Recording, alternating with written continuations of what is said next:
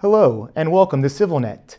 Today our guest is Professor Gilles Kepel, an internationally renowned French political scientist and Arabist, widely recognized as a leading expert on political Islam and the Middle East. He's here in Yerevan to give a lecture at the French University of Armenia, amongst other things. Bienvenue, Professeur. Thank you. Well, it's great to have you here.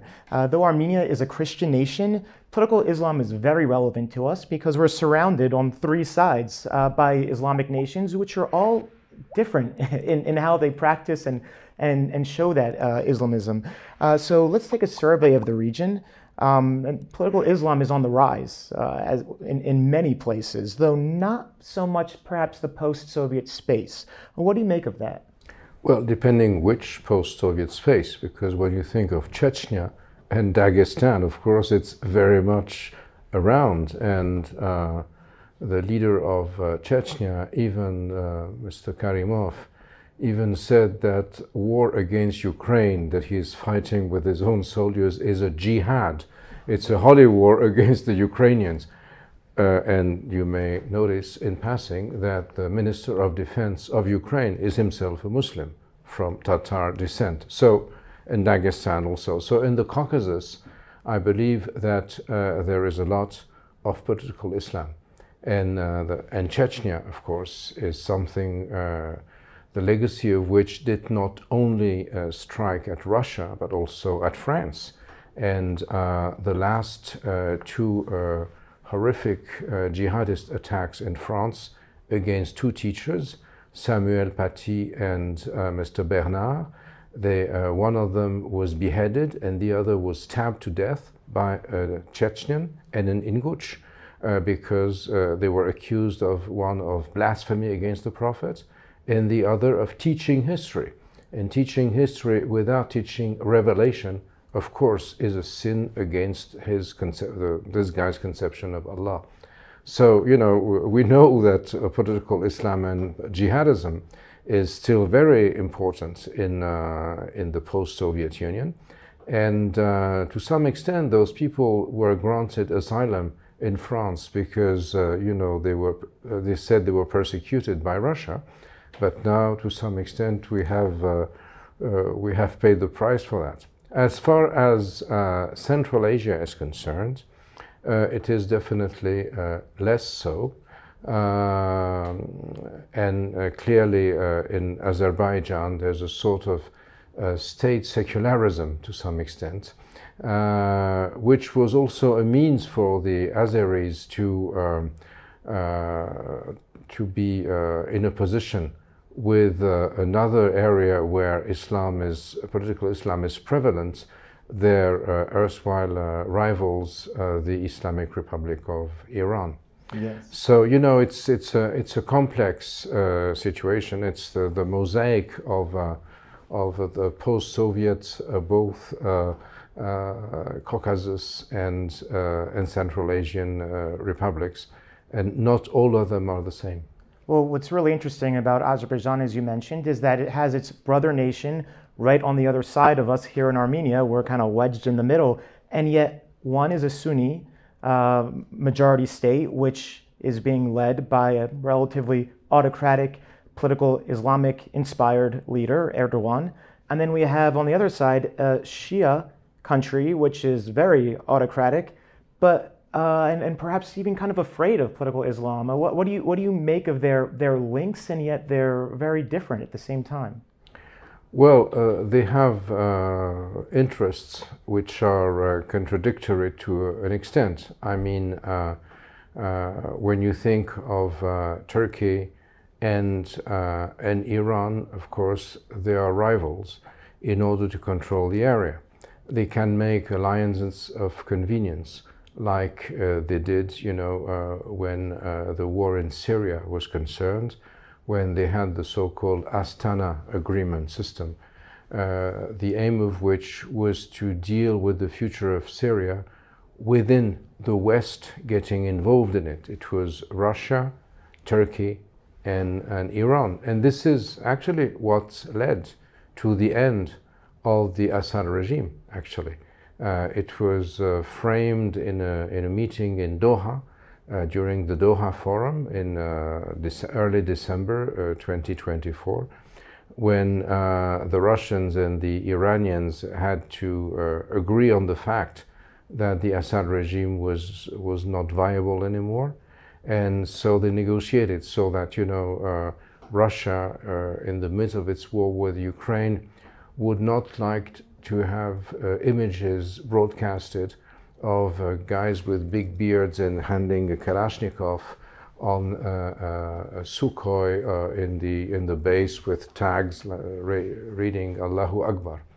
And so, all these things are being, there's this issue of political Islam on the one hand, and there is also state policies that manipulate or use political Islam for their own sake or against the other. Oh, well, speaking of Iran, as you also mentioned, here involved in Syria and so many other parts of this whole political Islam conflict, what do you see the future for it and political Islam in other parts of the Middle East as well? I mean, it seems like the Iranian government in recent years is at war with its young people. I've met quite a few here, and now, granted, if they're in Armenia, they're probably not devoted members of the regime anyway, but they tell me that people don't women don't really wear hijabs anymore, that they can go around without it. The moral police is kind of overwhelmed at this point. And so will the Iranian Revolution survive that original revolutionary generation? I mean, what's happening here? Well, since the assassination of the, as they say in Farsi, bad hijabi, with a bad veil, badly veiled, Mahsa Amini, who was actually from Kurdish descent, in a police precinct in Tehran a couple of years ago, there was this very strong repression that was headed by former President Ibrahim Raisi. And since then, things have evolved. Raisi disappeared in a strange helicopter crash when he was coming out of Azerbaijan, of all places, where, Azerbaijan and Iran were not in that excellent terms. Whatever happens, we do not really know. It doesn't look completely like an accident, even though the helicopter was very, very old. But Raisi actually was someone who was perceived as the culprit for the very violent repression against women. And even members of the elite families of the Islamic Republic, did not like it, that their women, it's an issue of honor to some extent, could be arrested and beaten by the police and by the thugs of the Basiji and the like. And as a consequence, nowadays, President Pezeshkian has sort of gave instructions that they would go on the soft pedal for that. And from what I hear also, when you go not in the countryside, but in major cities like Tehran or Isfahan or Shiraz, between 1/3 and 1/4 of Iranian women go out in the street without the chador and without hijab, and the police does nothing because they have already so much on their plate with the loss of Syria, the loss of Hezbollah, and the fear that Israel is going to attack, but they cannot antagonize everyone at the same time. So I believe that Iran now is in a very difficult situation, is in dire straits, that the regime has to change, whether internally or totally.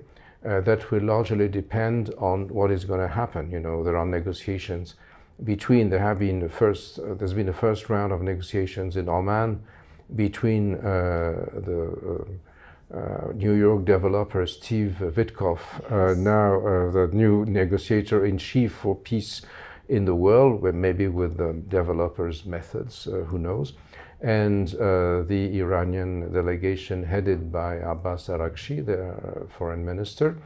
It did not lead too much, except that they had some informal one-to-one, few minutes session.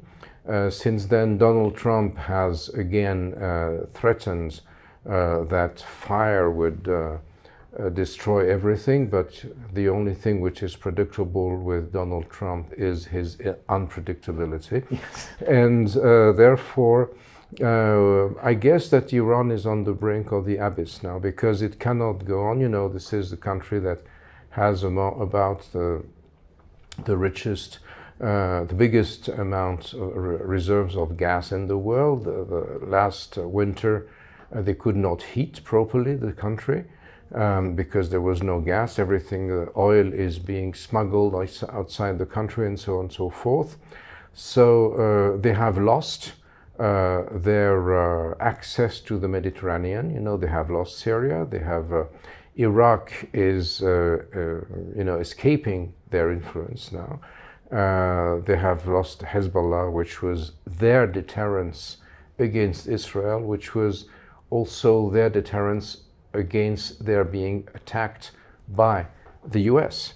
And therefore, they're just naked. They'll have to find a way to get out. And it's not at all sure what will happen. Now, from what I understand, I'm going to jump ahead to the Trump aspect of this, since you brought that up. It sounds like he wants a deal right now, and Iran is doing whatever it can to delay and string this out. But as you said, if they're really in these dire straits, how much longer can they push? So where do you see this going with the negotiations? What are the possible outcomes, and what might they result in? Well, you know, Donald Trump did exactly the same with Putin. He said that in 24 hours there would be peace. It's Yes. been 2 months now into that peace process, and in the meanwhile, the Russians have been, you know, pushing and bombing the Ukrainians more and more. And but the situation is slightly different, because Russia still has resilience. They are now able to sell their gas and oil. They have the capacity to go on striking. Whereas I don't think that the Iranian regime has the same resilience.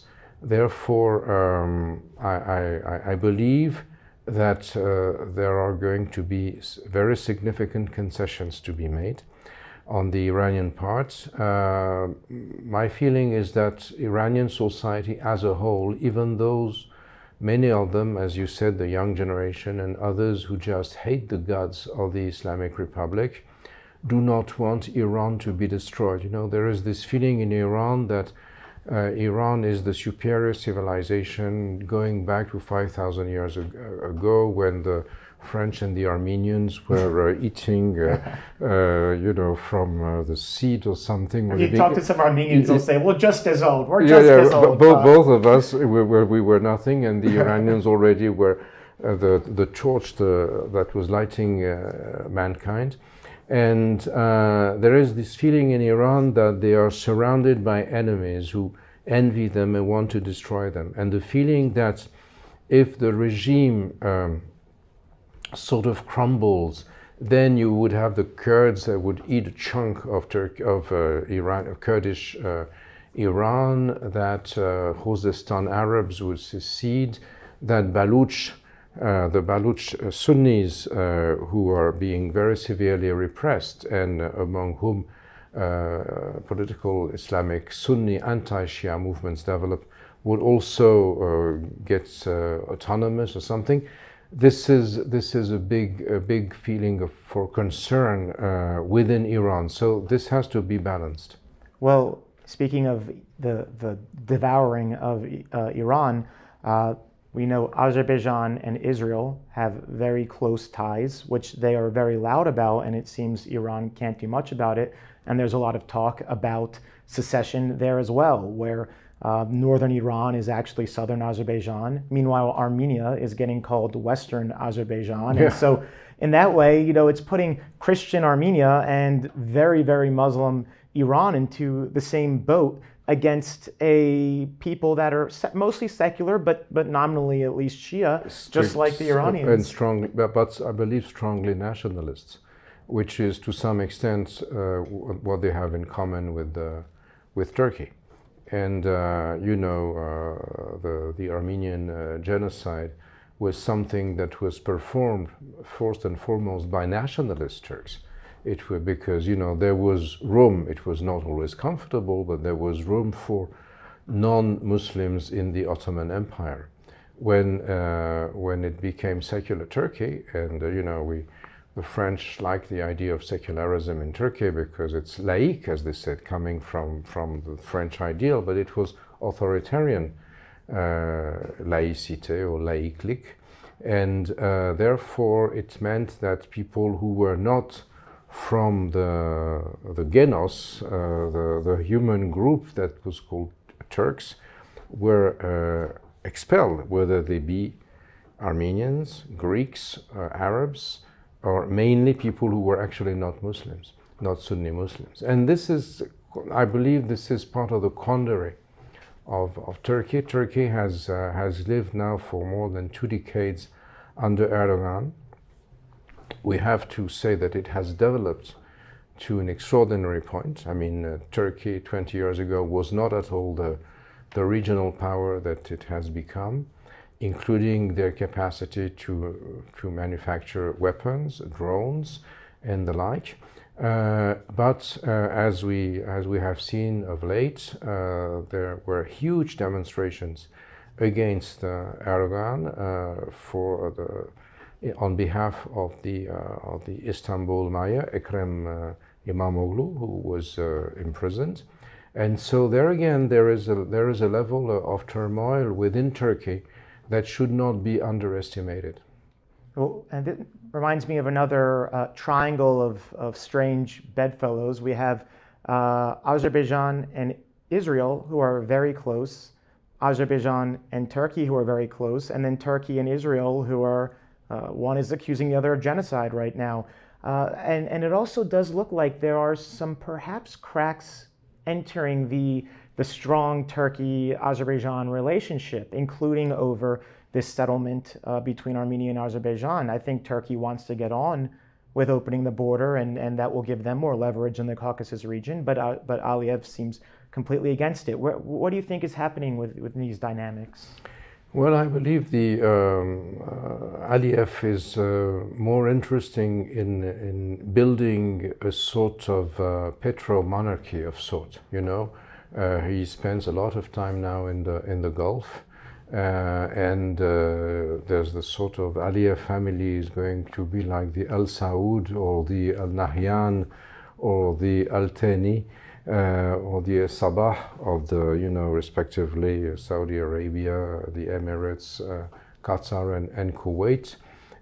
He wants to build up on his hydrocarbons wealth, which I believe is the way he sees himself in the future, which is also a means to stand up to Russia and to become the big power of the region, and that is the case definitely. It will one day or another. It will be more difficult with Istanbul because Turkey sees itself, of course, as the champion of the Turkic world. But after all, Azerbaijan may have more resources, at least financial. We don't know where that's going. It really is fascinating because we've lived in this world since the end of the Soviet Union of those two lockstep. But like you said, the stronger Azerbaijan gets, Turkey can only enable that so long, I suppose. It's very strange because to some extent, when you're from Yerevan, the fault lines of the region do not look the same as they look from Paris or from Washington. And where is the divide?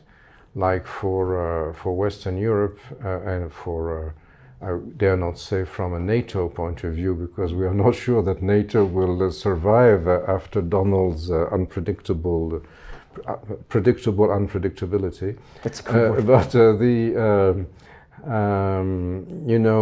one thing that all NATO or former would-be former NATO members have in common is that Iran, as it is today, is a major threat. Whereas for Armenia, Iran, of course, is a lifeline. his access to the rest of the world together with Russia. So all those things intersect, and this is why the situation in the Caucasus is so important, because it's a part and parcel of the Middle East system, which is usually underestimated, but which will become extremely important, all the more so if there are new developments in Iran and if the Iranian regime falters. And if it does, what do you see a post-current regime in Iran looking like? What could even take the place of that vacuum if it falls? Well, there are many options. The first, I believe, is that the theocracy is exhausted, and even among the revolutionary guards who bear the blunt of defense, there is a feeling that the old hats, or the old turbans, if I may say so, have made their time, and that they should go to, they are trying to change, to reform the regime in order not to have it toppled. Pezeshkian was perceived at first as someone who was weak and who was the tool of the supreme guide of Imam Khamenei. It looks like more and more he and Javad Zarif, who was his advisor actually, may have their say. And they are in favor of a compromise with the West. They consider that it's better to save Iran as such, even at the price of a political compromise, than see Iran disappear. And the big issue is whether they want to have the A-bomb or not. This is the quandary. Better to have the A-bomb and resist, like for instance, Russia is a nuclear power, and of course it helps Russia in its war against Ukraine, or consider that you will make a deal with the West or with whoever and not enrich uranium until you're a nuclear power. So these are questions that I believe are, as of now, not yet resolved at the level of the Iranian establishment, and if a strike happens, we do not know what might result of as an effect of the strike on that establishment. I mean, would the Supreme Guide be able to remain in power? Would that lead to a sort of reaction, a stiffening of the system, or on the contrary, would it be significantly weakened? These are just question marks because, as I mentioned, the world system is unpredictable since January 20. And from what you're saying, it sounds like there's a possibility, if there is no strike, that the West could get more or less what it wants if the right people went out. But if you strike, then all bets are off, and we don't know where that might lead. So it really is fascinating, and things are changing really fast. Just a few days ago here in Armenia, we had the first, we think, ever military games or training between Armenia and Iran. Now, a few months ago, Iran also had that with Azerbaijan, and so it does make us wonder, who's on what side. But I think it's Azerbaijan, I guess, kind of trying to keep a balance between things. But the fact Armenia stepped forward with all its aspirations to the West to be with Iran, perhaps they've gotten some sort of green light that it's okay now to maybe engage with them a bit, or things are so dire that they have no choice but to really show. Yeah, and Armenia wants to be part of Europe also. So like Georgia. So this is a big question mark. I mean, actually, Caucasian in English means European. So here we are. And there we go. I really, really appreciate having you here. It's been a fascinating talk. My pleasure. You enjoy your time here in Yerevan and getting the view from a different perspective. Absolutely. Thank you very much for your invitation. And thank you for joining CivilNet.